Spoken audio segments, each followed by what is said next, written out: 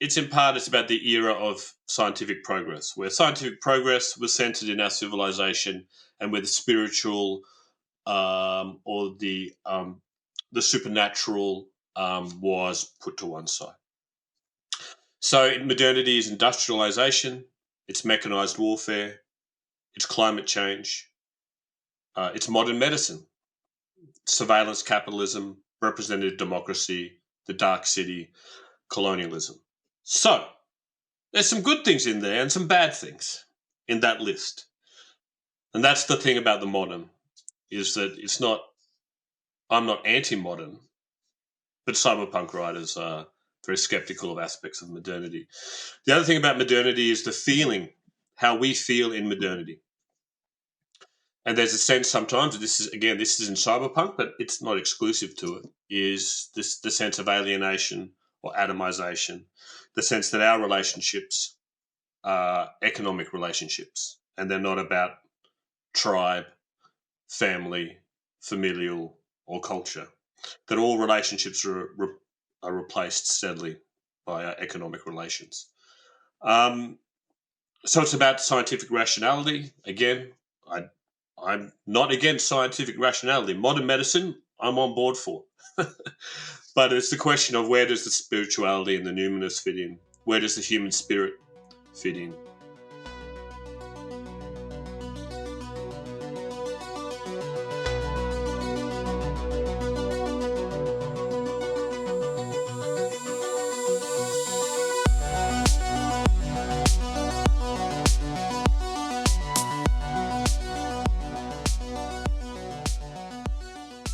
What is up, everybody? You're listening to episode 123 of SFF Addicts. I'm your host, Adrian M. Gibson, and welcome to your weekly dive into the world of science fiction, fantasy, and writing craft. Joining me as always, my co-host, the Chewie to my Han Solo, the Joker to my Commander Shepard, my dear MJ Kuhn. How are you, MJ? Hi, I am doing wonderful. How are you? Doing lovely, thank you. And if you want to support that beautiful human being and her cat, because Thorin is all fur and no meat, so buy this book, buy Among Thieves, and feed that boy, and buy the sequel, Thick Ass Thieves, if you want to give him a thick ass. I was going to say, we got to thicken him up. Awesome.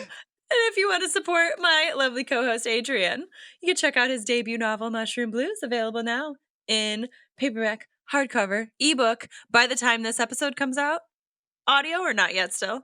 Audio Soon. to come. Audio to come. There you go. Yeah, audio to come. As well, a quick note for everyone out there listening or watching, the official SFF Addicts Patreon and merch store are live, so check the links in the description to support what we do here. And don't forget to rate and review the podcast on your favorite podcast app, and subscribe to the FanFiAddict YouTube channel, where this and every other episode of the show is available in full video. And now, joining us once again, I've got all his books here.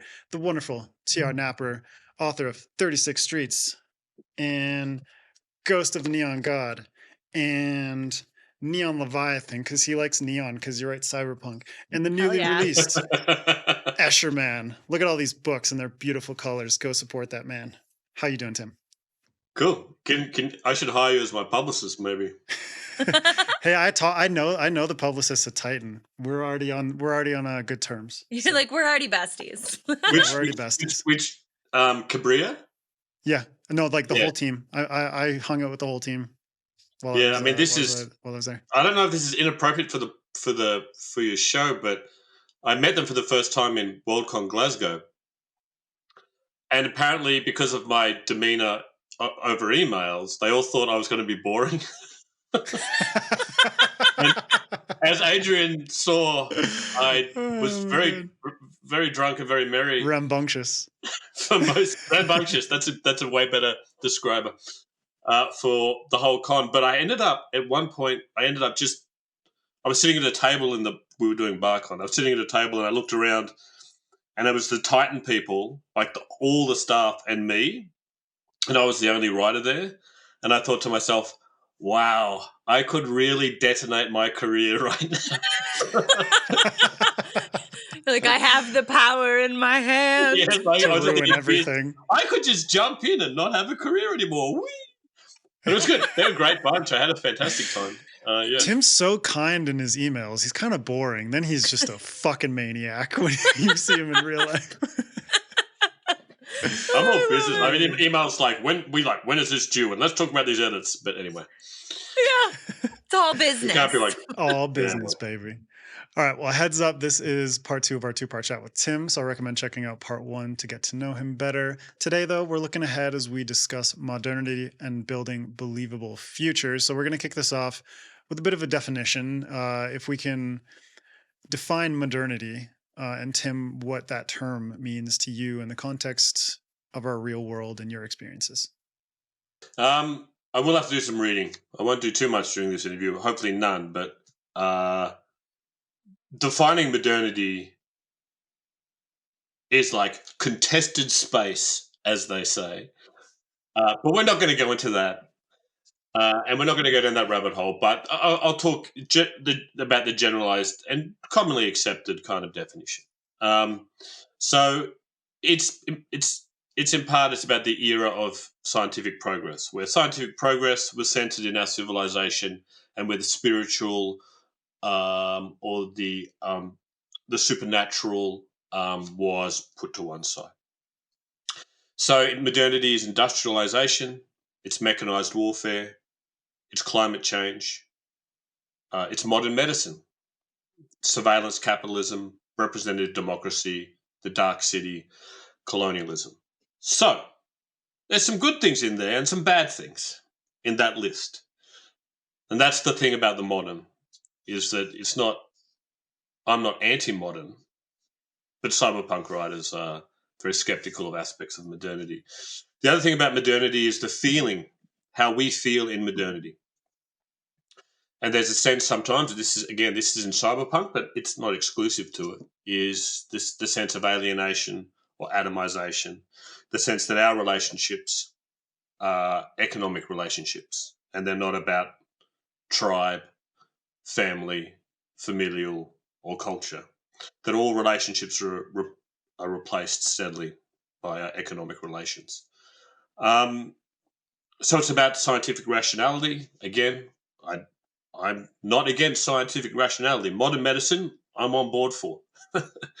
But it's the question of, where does the spirituality and the numinous fit in? Where does the human spirit fit in to the questions of the modern? And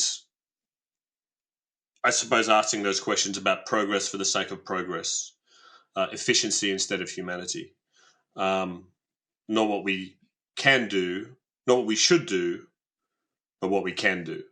And so I suppose these are as succinctly as possible, that's what we're talking about. Bravo, sir. That was good. Yeah. I know. I feel like I need to digest that because, yeah. Well, I want to talk about some of the more details of how looking at things through this lens of the modern, of modernity, how can it help us understand the innovations and institutions that are moving things in the global space, technology, government, socioeconomics, things like that? God damn, I picked a hard topic for myself, didn't I? You've brought this upon yourself, you do it sir. To yourself, man. But hey, we did this one together. We did this one together. But it was such a good one, I had to go with it.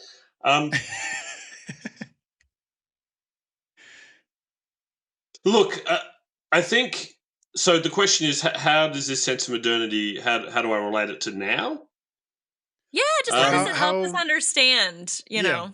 Like modernity as a tool or a framework to understand. Oh, okay. Sorry. Yeah. Well, I've touched on it already, but I think for me, some of the best writing in this space is actually in crime fiction 100 years ago. I think in fact, the origins, I think, or one of the key foundation stones for cyberpunk is in hardboiled fiction in the 1920s and the 1930s. And that was Dashiell Hammett, who kind of founded the subgenre. He was writing in a time where, between world wars, coming into the Great Depression, he'd seen the industrialized horror of the First World War in Europe, the rise of fascism in mainland Europe, the sense of things that were falling apart. And finally, the Dark City, which is, as we've talked about, potentially very alienating space. And the staggering inequality and the new world that was coming with industrialization and capitalism. So he wrote in that space his hardboiled fiction novels. Now, mystery crime fiction normally is, not normally, but often was, the butler did it in the library with a candlestick. I've solved the murder. We're done. That's the mystery. Okay. In hardboiled fiction, there's a mystery and someone did the killing, yes. But there's a second type of crime, I guess, he was really investigating, and that is there is a system. There is a system of injustice. There is a corrupt elite. No, the outsiders, the marginalized, never win. So the real crime is the crime of the system that he was investigating. And it might be, and in the novel, it might be corruption within a political space or gangsters or whatever it is. But nothing changes. So you solve the crime, you see you might solve the specific crime, you might solve the specific murder, but the broader crime never changes. So it's this sense of, he was analysing in a way the structures of that time. That flowed on to film noir, to neo-noir, and then it went to cyberpunk. So cyberpunk, before it was called cyberpunk, was called tech noir, or it was called hard-boiled science fiction. Ridley Scott, who did Blade Runner, calls it a film noir. William Gibson, who wrote Neuromancer, said he took his aesthetic and thematic ideas from hardboiled fiction novels. So it's there, it's embodied. And so, yes, you have the detective and you might have the fast talking, and you'll have the Dark City, and you have the coolness of it all. But those deeper issues about our fate and the fate of our spirit in these conditions, that's kind of been at the core of it all along. And so, as a framework for me understanding the work I'm doing, you want your work to be relevant. You want it to be updated. You don't want to be pastiche, just kind of doing agglomerations of the work that's come before. I got a street samurai and a sword, and there's a neon sign. Oh, I wrote Cyberpunk. No. The stuff that was the concerns then are the concerns now. So, as we've talked about before, imperialism, say, how technology dehumanizes us. Look at the world we're living in now. We live in a cyberpunk present. If we're talking about dehumanization, just as one quick example, we're all on bloody social media all the time. That shit fucks you up. It's not good for your mental health. It divides us. It makes conversation, cooperation almost impossible. We're all polarized, and the algorithms drive that, because hate and anger is a way of getting our attention far better than hope or truth, for example. So I think that, which seems a very wide-ranging answer, I understand that, but I think the ideas about what it's like to live in the modern condition and what place we have in our lives for things that go beyond economic relations, but also what beyond just scientific rationality. So there's still mystery about us and the lives we live, and still beauty in it, and still the numinous. That's very, very that's very, very broad, I suppose, to talk about. But it's something that I can do in Cyberpunk, and it's something that understanding modernity is really centrally that question, that part of our lives that is beyond just reason, and that is knowable, and that is commodifiable. Mm-hmm. What are we beyond these things? And I think it's good to get that like broad perspective as we sort of narrow things down a bit more. Laying It's the like framework to start. Yeah. But to have like that sense of flow of modernity, as well as understanding how fiction, hard-boiled fiction, really lays the groundwork for a lot of modern science fiction. Cyberpunk really encapsulates this. I think a lot of near future science fiction, while not fully going into cyberpunk territory, pulls a lot of influence from hardboiled fiction and those kinds of traditions, and that transition from, I think, the 20th to the 21st century is probably one of, because we've all lived it. We've all lived that particular transition. We can look back on history and think about what the transition from the 19th to 20th century was. The massive movements of industrialization and things like that. But we're living in this transition still. And I wanted to get a little bit personal for a minute and just ask you, like, what have been some of your most jarring experiences or confrontations with modernity, especially since you worked in international development in, we mentioned it last episode, like Mongolia, you've lived in Southeast Asia, all these different places. Yeah, this is a really good question. So, for example, I worked in Laos, PDR for 3 years, and I worked in very, very remote, very, very poor communities, yeah? I worked in villages that were on the Ho Chi Minh Trail, right, during the Vietnam War. So these are the most bombed places on earth. And so they're places where, if we're talking about modernity and industrialized warfare, where today, how long ago, 50 years, 40 years ago, the Vietnam War was fought, there's still unexploded bombs everywhere that still go off. There are still cluster munitions that are like balls that are in the bush, and kids go pick them up, and they're still active. I was in this village where, so when they drop cluster bombs, there's like a rocket, if you will, and it splits into like in half. This is what they used to do, and all the bomblets come out.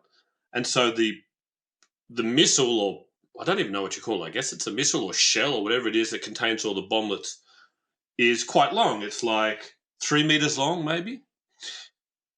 The villagers had got those, this is 40-year-old bits of metal or 50-year-old bits of metal, got them and used them as the stilts for their houses that were above the ground, because it was like the only really good bit of metal that they could still get.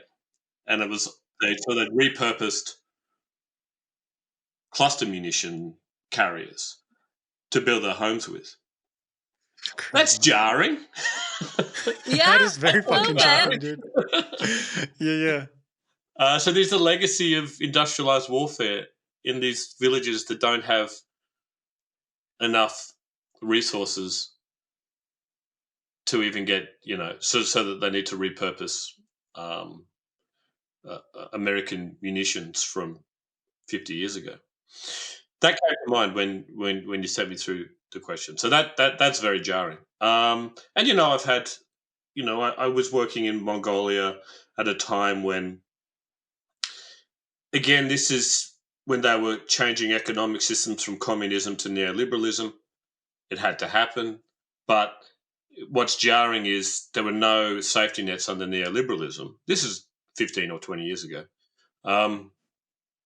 Parts of society collapsed and parts of nomadic culture collapsed. And so it was a very poor country, but no one was very, very poor. And then it became a country where some people were wealthy, but a lot of people were extremely poor. And so you deal with the people bringing their gears or their yurts in, and the city expands and expands and expands because they've got no life anymore. Well, what do you do with them under this system? We've changed the system to a better economic system. Again, communism doesn't work, but the alternative was pretty fucking brutal and pretty devastating on the marginalized in that community. That would be another example. But again, when I was working in Laos, we were building schools and training teachers and getting clean water supplies in. That's a positive example. Like schools where there was the literacy and numeracy rates were under 10%. Shote villages where the literacy and numeracy rates were under 10%. They never had a school there ever in the history of the country, and now they have a school there. So I have mixed feelings on a personal level. Right, but I think thinking about modernity brings about mixed feelings. I mean, you mentioned at the beginning that even the definition of modernity is it's fraught. contentious. Yeah. So there's there's going to be a lot of mixed feelings in this masterclass, but I think it's important for authors to, because mixed feelings for me at least, like if I'm feeling confused about something or conflicted, that usually generates the most thoughtful experiences. It challenges something in you, and that's when growth and learning actually happens. Yeah, exactly. Yeah, it's the most. Well, this is my opinion, man, but the most interesting stories I think can come from ambiguity and doubt, and I think sometimes that's better storytelling. I think it's you might be very sure. I'm very sure of the thematic things that I care about, but I'm not very interested in lecturing readers. I'm interested in readers thinking about things and drawing their own conclusions and maybe feeling that doubt as well, because that's the world we live in. Certitude, if you want to write a story with 100% certitude, go write an essay, go write a polemic. But if you want to write fiction, we live in a complex world and we live complex lives. And so accepting ambiguity and being able to write it, I think if we're talking about, if part of our discussion here is better world building and building better futures, I think is a vastly more interesting way of approaching it. Yeah. Well, let's dig into that a little bit and talk about, the relevance of cyberpunk, near future sci-fi, and how writers can approach these genres now and moving forward with kind of, because we talk about this a lot with genre fiction, where you kind of there's hallmarks, there's things that you have to understand and like pay homage to almost in the what came before in the genre, but you still want to bring something new. You want to speak to those contemporary issues. What's your advice for writers trying to tackle that right now? Well, you're right. I mean, readers come to subgenre and genre with expectations. That's not bad. I want a fantasy novel that has a pretty good sword fight at one point or another. Someone getting stabbed. There better be someone stabbed in that bloody book. Suck it, cozy fantasy. No, precisely. No, I just want to read cozy fantasy. That's easy. If people like that, that's their business. Yeah. Right. You want your fantasy stabby. I want and that's stabby fair. stabby. Yeah. It's also what I No, we one of the reasons we have staples in genre is because they're fucking cool. They're good storytelling. They're interesting. I'm kind of sick of chosen one narratives, for example, but they're still pretty compelling. They can be. Although, as I said, I'm kind of interested in outsider stories as a reader and as a writer. How do you keep it up? Well, this is a really good question, because cyberpunk I think all genres suffer from this, but cyberpunk maybe suffers the most. When you're just doing pastiche of books you love and the surface level things, and you're kind of ticking boxes, often that's bad writing. But in cyberpunk, it's awful. Like Cyberpunk, which is a pastiche of like retro future 80s stories, and nothing else, is some of the worst fiction. And it's relevant to this discussion because you got to know what you're doing, no matter what your genre is. And if you don't know, you don't have substance and depth in it. Like when I was talking about the hardboiled stuff before, knowing that as thematic concern, having it as a personal and passionate concern, informs the work. Theme's funny. I don't know. I'm interested in how you two tackle it, but of course, I have, as a creator, I'm always thinking of theme. But I tell you what, I get to an end of a story or a novel, I'm like, someone else will read it and go, "Oh, you were talking about this theme," and I'm like, "Holy shit, yeah, I kind of was." Because I there's sort of want to talk about this, which I was deliberate. But here's this other thing that was on my mind. And sorry, you guys go.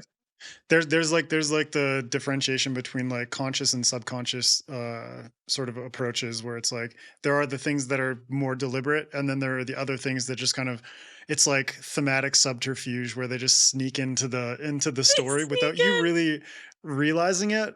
But in the end, it's like when somebody notices that after reading your book and saying like, "Oh, you're talking about this," and you think, "Holy shit," you were going much deeper than you even realized, just because of the insane way that creativity works.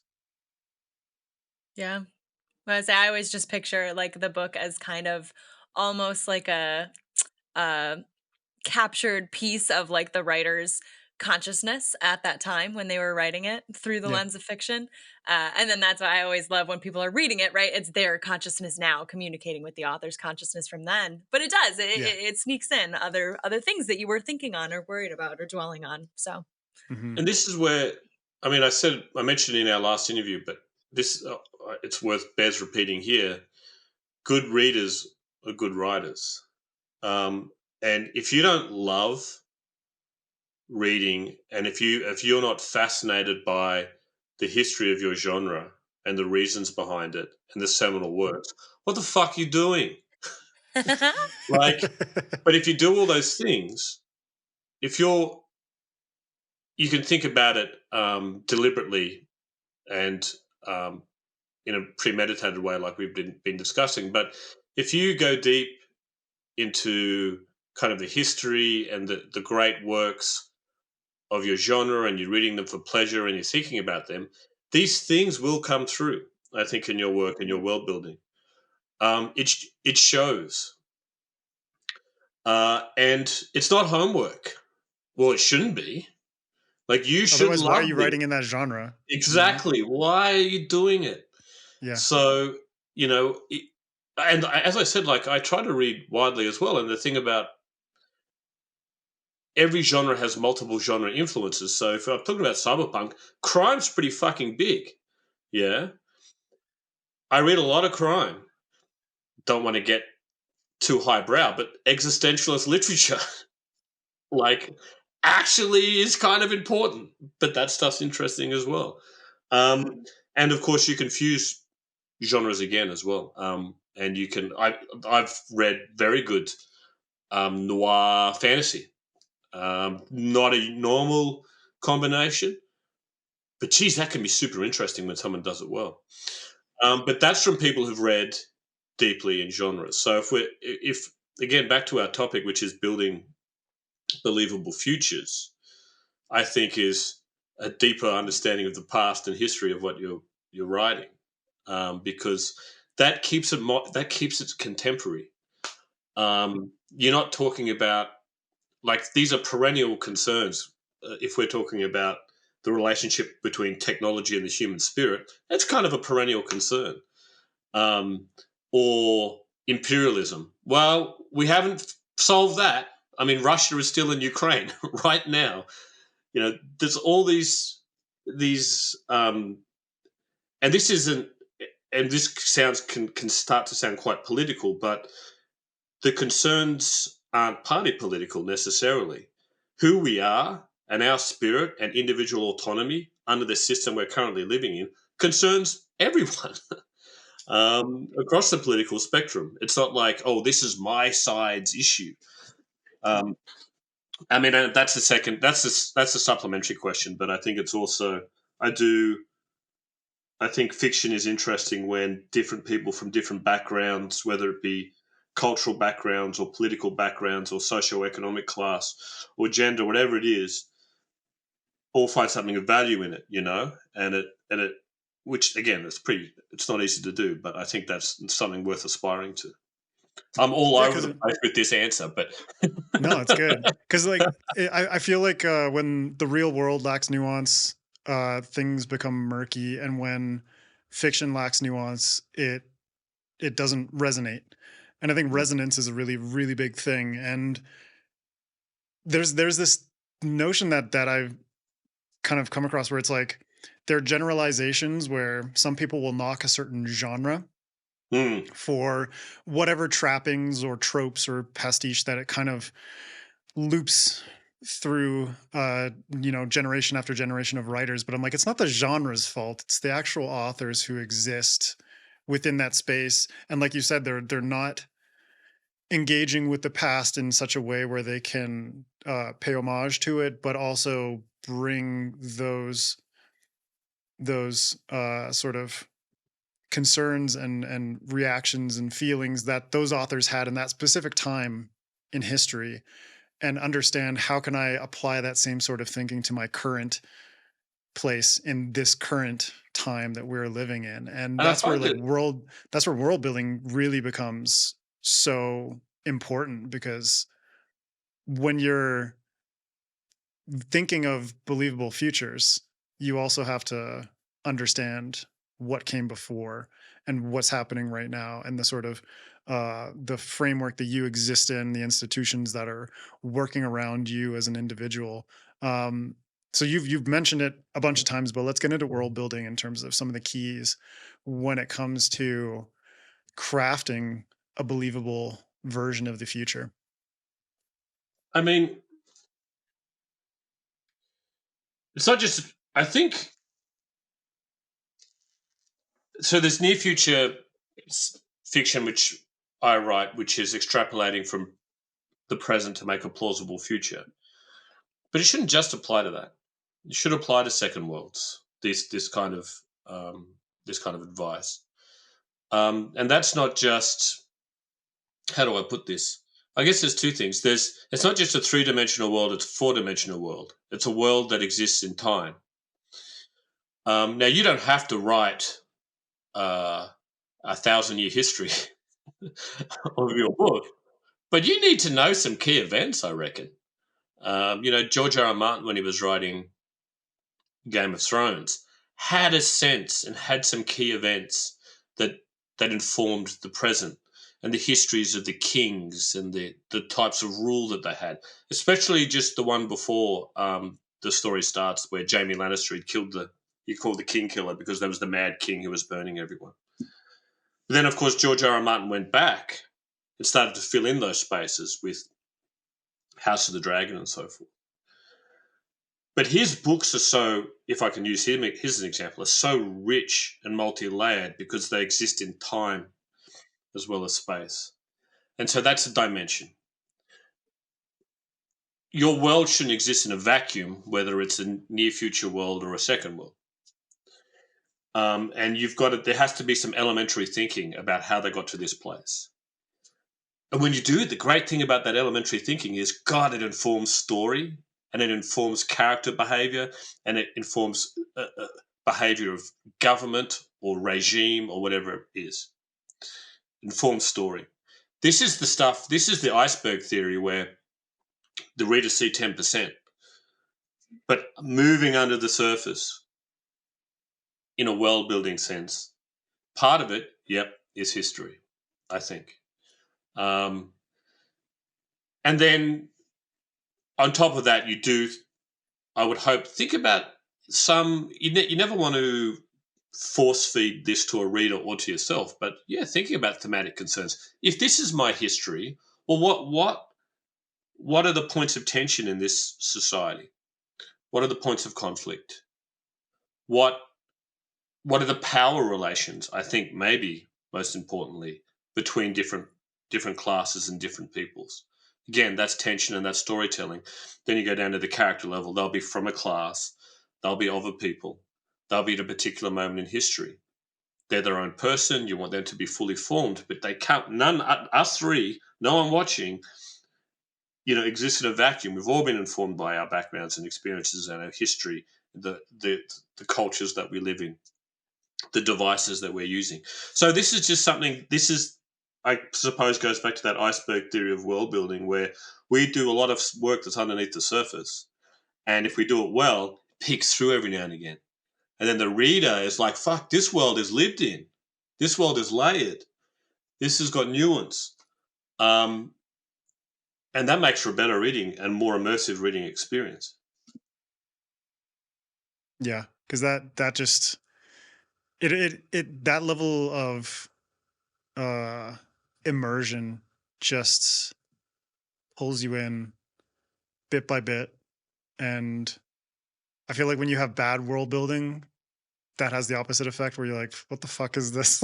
Like, this doesn't make sense within the context of the story, or confused, you get lost, or things ring hollow, and they don't resonate, right? When you do not have that additional context. I think that's exactly part of the importance of that. It's almost, even though it's more work and also to do all this world building, it makes your job easier as a writer in a way. And same with character, like if you know the history and you know the background, God, character motivation action is so much clearer.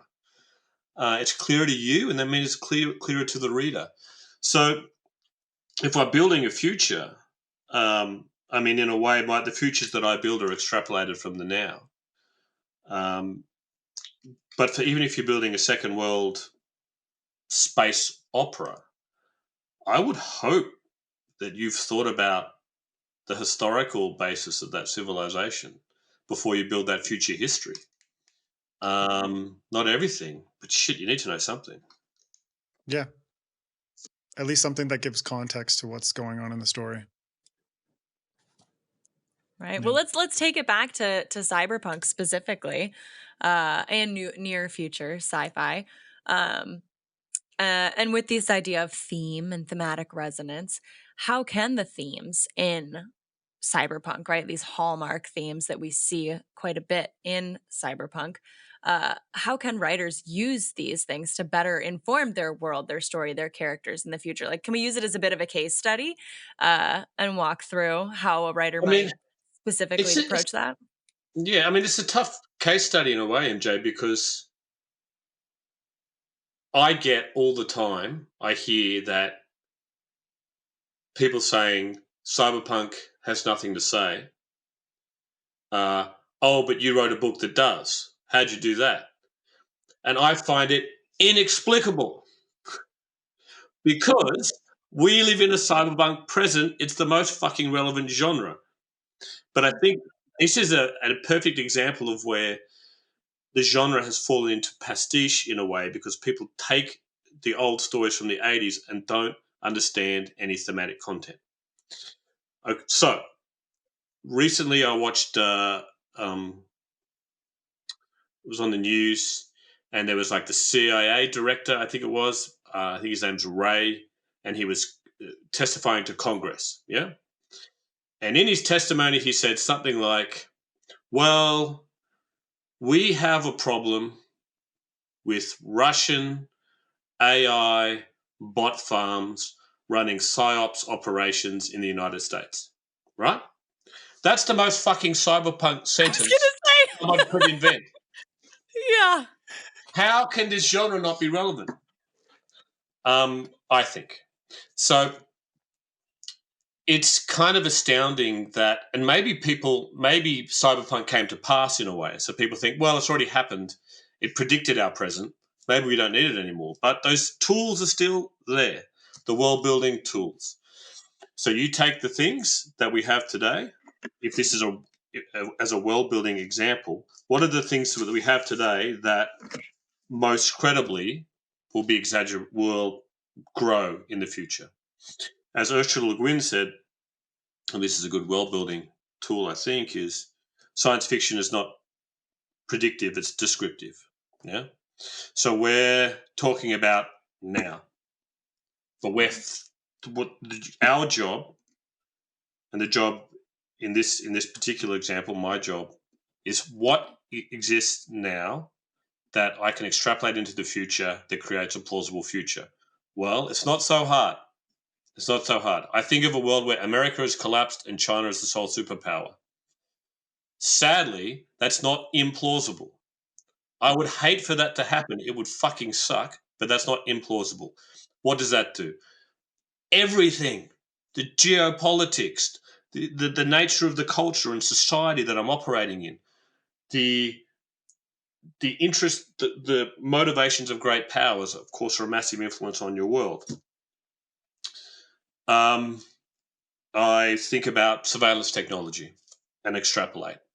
Well, we're controlled to a certain extent now, or we're certainly manipulated now. How much further can we do that down the line?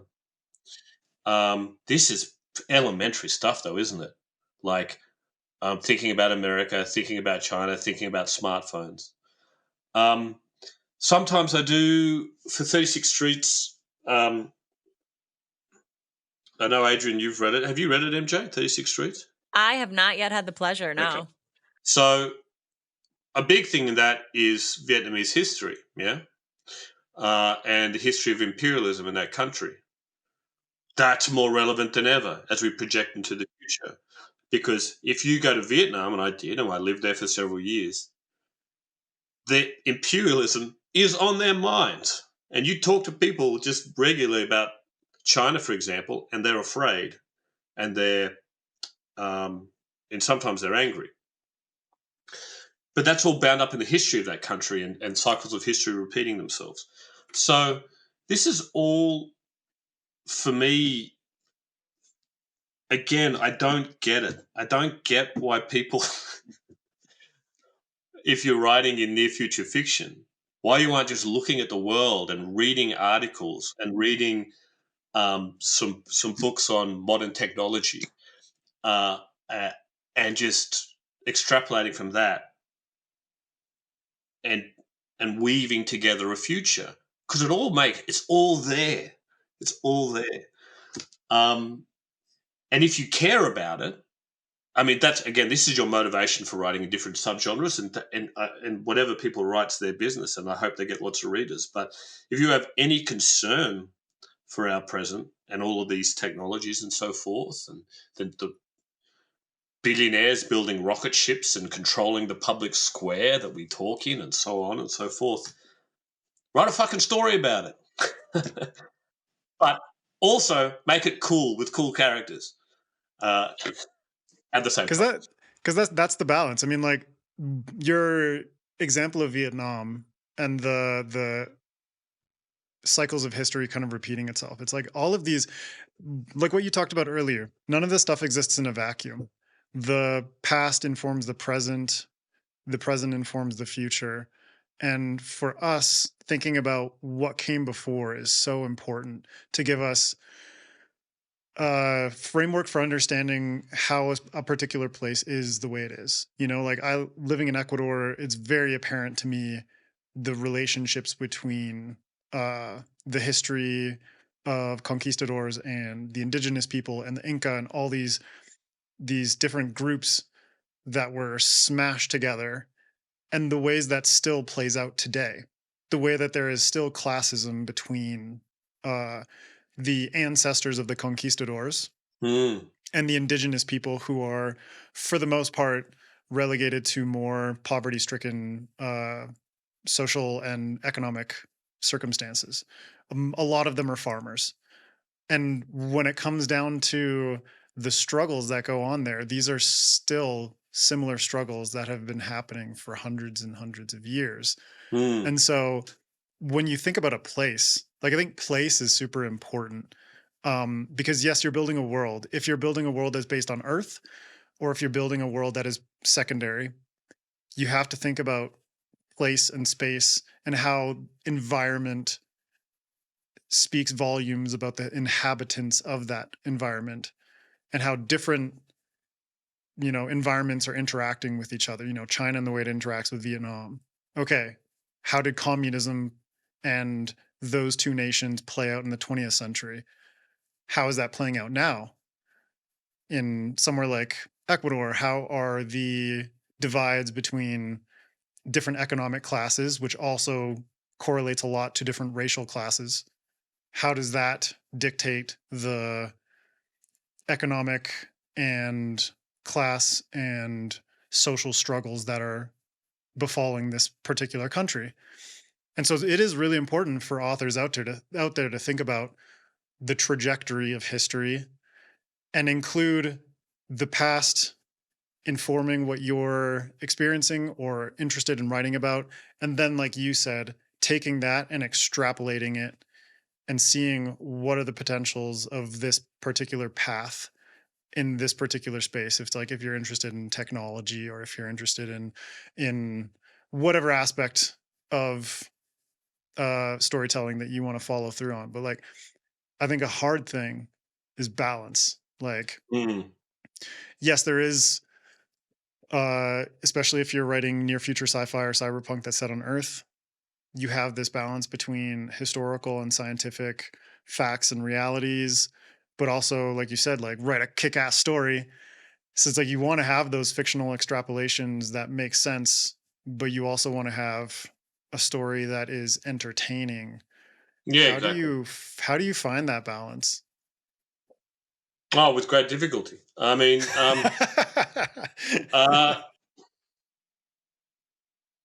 it's an interesting question, because a lot of our answers are it depends, or it's instinct. You know, I think that you have to. The more you write and the more you read, the better your instincts as a storyteller. One of the things, look, I know, and I'm sure this advice in fact you've heard it, but also many of your viewers have heard it, is write the book you want to read. Yeah. So when I read fiction, I don't want to do homework. I don't want to read a fiction. I don't want to read a history book.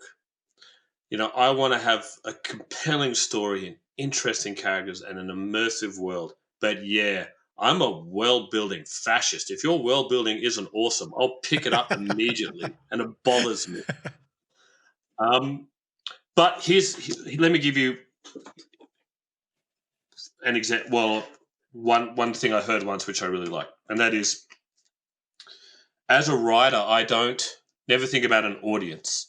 So I never think about, oh, will they react the wrong way? And what's the market doing? And is writing Cyberpunk set in Southeast Asia really the most savvy thing to do in a marketing or financial perspective? I don't think about those things ever.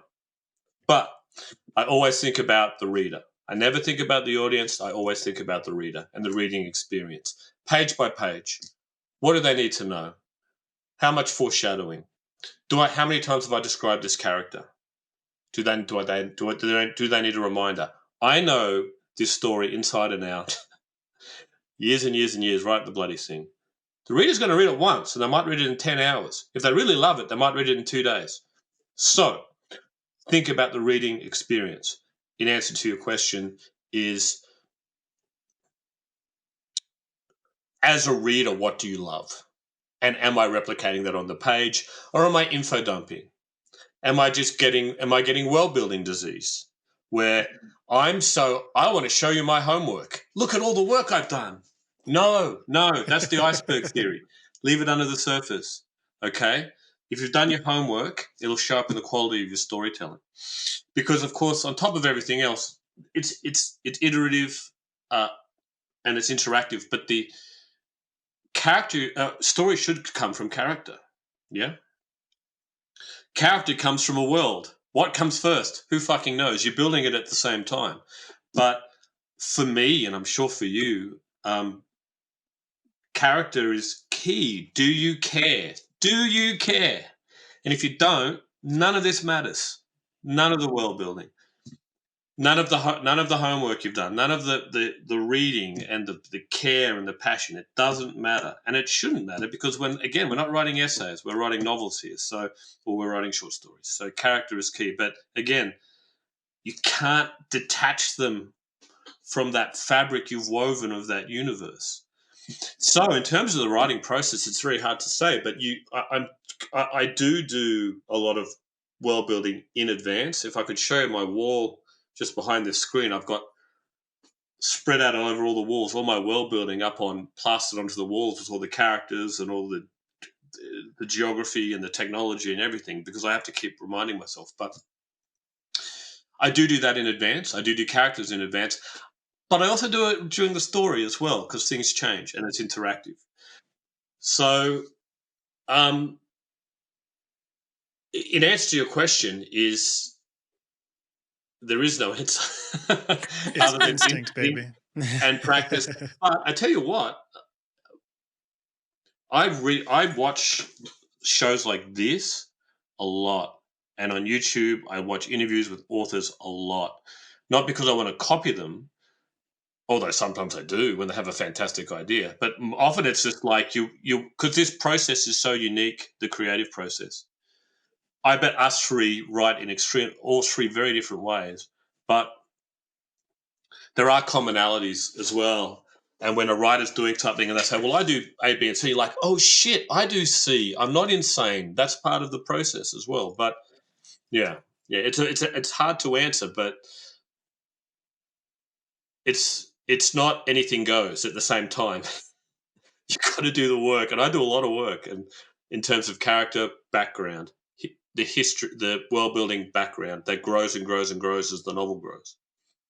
And I think in the context of building believable futures, it's like, I think part of the instinct is you as a writer believing your character and their place within their world and their motivations based on the life that they've lived.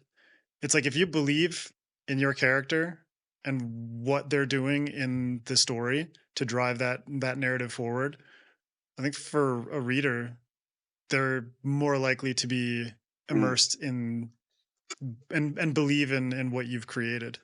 So in 36 Streets, there's a section in that goes for quite a long time. It's like 50 pages, and she goes into a fully immersive simulation of Vietnam War, right? And I was so terrified of putting it into the book because you've got a science fiction novel and suddenly you're reading historical Vietnam novel, and I was worried readers were going to be like, what the fuck is this? And put the book down. Yeah. But to your point, it made sense in terms of the narrative and that character, one. And two, it's the most successful part of the novel, I think. Or certainly maybe that's not true. It's the one people talk about the most in a positive way. The biggest risk, I thought, because it suddenly wasn't a science fiction novel anymore. But people talk about that section all the time to me when they want to say, oh, yeah, you fucked me up. And you're like, thank you. That is such a good compliment, though. Yeah. It's like, you fucked with my head. I'm like, yes. Yeah, someone said, exactly I was slightly traumatized by that section. I'm like, oh yeah, fantastic. But it goes to your point. It goes to that the character and their actions making sense in the world.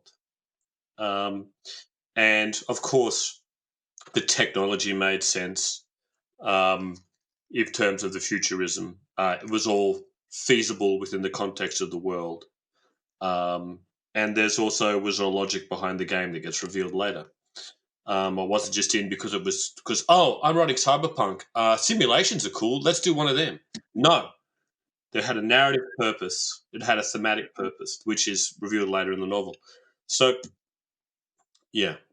We're talking pretty broadly here, but I don't know. I think it's still pretty good. No, but I think that's a good note to end on, because if you're out there and you're writing and you're listening to this and you're struggling with your story, it's like, do you believe in your world? Do you believe in your characters?